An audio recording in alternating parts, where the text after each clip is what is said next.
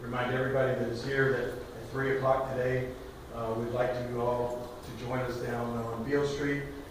Shane has asked that we make the club available down there, 159 Beale Street. It's King Jerry Lawler's Hall of Fame Bar and Grill. But we're going to all kind of meet down there and celebrate, have more of a little bit of a more informal celebration of Lance's life down there. Would you say, Shane, maybe have a beer? Have fun. Have fun and have a beer for Lance. I'm honored to be asked by Shane to speak here for a moment about Lance. I've told this story a million times and just finished telling it once again there for Channel 5. But I really, and probably everybody in their life has somebody that you can look back on and say, man, if it were not for that one individual, I would not be where I am today. And I certainly am in that position. I can say that about an individual. That individual was Lance Russell. When I was just a kid in high school, my dad was a big wrestling fan. My dad and I would go every Monday night to the matches. At that time, they were at the Ellis Auditorium. We would get up every Saturday morning, turn the TV on, and watch Lance and Dave talk about what a great card there was going to be down at the auditorium, and then Monday nights we'd head down there and watch the matches. And at that time, I was majoring in art. I'd grown up all my life doing artwork, drawing pictures of superheroes like Superman and Batman. And I really had a vision that I had hopefully thought that one day I would be an artist, and I really wanted to work for like DC Comics, draw Superman comic books and that sort of thing. So that's what I was doing. I majored in art in high school. Was fortunate enough to win a commercial arts scholarship to the University of Memphis. And so, I was on my way to being an artist. And part of that was I looked at Superman, Batman, and draw them. But after going to the matches and watching Lance and Dave on Saturday mornings, I also looked at the wrestlers as being superheroes. So I started drawing some pictures of the wrestlers. And one day, just on a whim, I actually think one of the other fans down at the auditorium said, why don't you send some of those drawings of yours into the TV station? So, well, I don't know what I'll get out of it, but I'll try it. So I gathered up 6 or 8 drawings. Jackie Fargo and Tojo Yamamoto were the big stars at the time. And I didn't know who to send them to, so I just put Lance Russell's name on there. And it said, Lance Russell, Channel 13 Wrestling, 485 South Island. Signed my name and everything to the back of them, and I sent them to the TV station, not knowing what to expect. But the following Saturday morning, turned on the TV.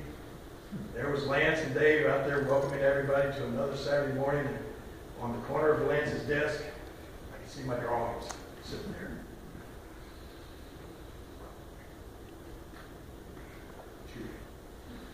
So I was so excited. I said, man, Lance is going to show my drawings. And sure enough, about halfway through the show, he said, we got some drawings from a young fan out there. Picked them up, looked at the name on the bag, said, Jerry Lawler sent these drawings in. We'd like to show them. And I guess he sort of used them to kind of illustrate what went on at the matches that week. Because at that time, Lance and they didn't, I guess the TV station didn't spend the money to send out a camera crew to film the action to show what was going to happen. So Lance and Dave would just talk about what had happened, the previous week. So I think they started using my drawings to sort of illustrate. I remember one in particular. I think Jackie Fargo had wrestled Tojo Yamamoto, and Tojo had won the match. And so I drew a picture of Tojo doing a big karate chop right on Jackie Fargo's head, and his body was splitting in half. So thanks to Lance showing my drawings, I became like not a courtroom artist like you see on TV, but I became sort of the ringside artist. I would send them in pictures every week, and they would kind of use those to illustrate what had happened.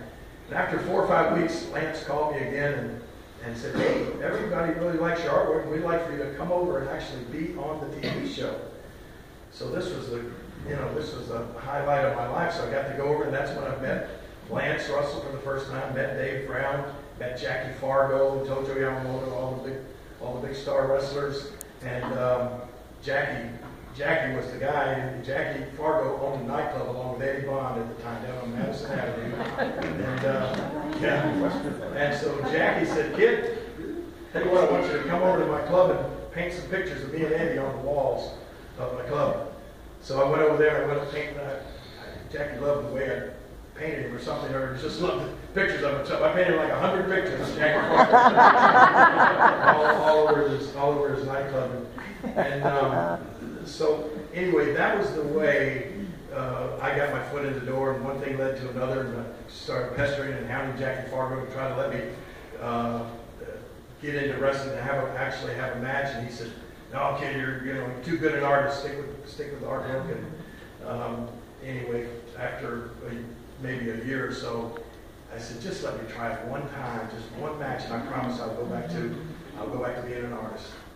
So finally, Jackie and let me have the match on Channel 13. Lance and Dave, calling the match, and that was like, I think, in 1970. So anyway, here I am 47 years later, still doing the wrestling. I occasionally do the artwork and everything, but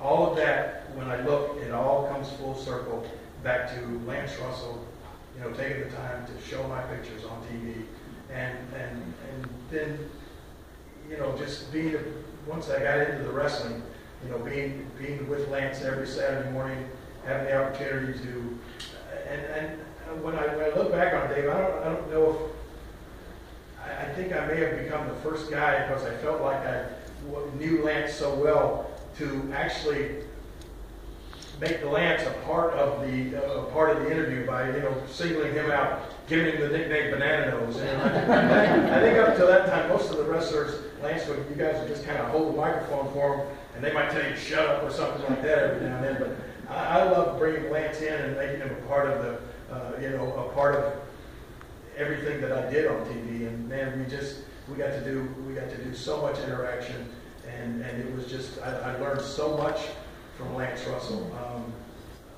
It was just amazing. And then, of course, later on, when I got into the WWE and started doing commentating myself, I just thought so much about how Lance and Dave used to do it. And I used to, in my mind, when I watched Lance and Dave, who I consider still to this day the best wrestling commentators ever, but when I watched Lance and Dave, I thought, I looked at them as like, these guys are just like two good friends that are sitting at home on their sofa watching a wrestling show and talking to each other.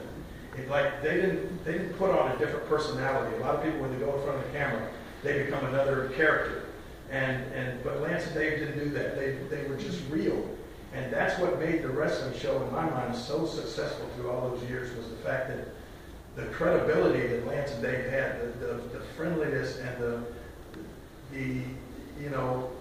they were people that you trusted and that you felt were your friends and you're part of your family when they came into your house every Saturday morning. And so when they told you something, you believed them. And that's why I think in Memphis wrestling, because of Lance and Dave, was such a unique situation. I don't think there was anywhere else in the country, in the world of wrestling, that people, the fans, believed wrestling more than they did here in Memphis. And that was because of Lance Russell and Dave Brown. He just, I tried to carry that over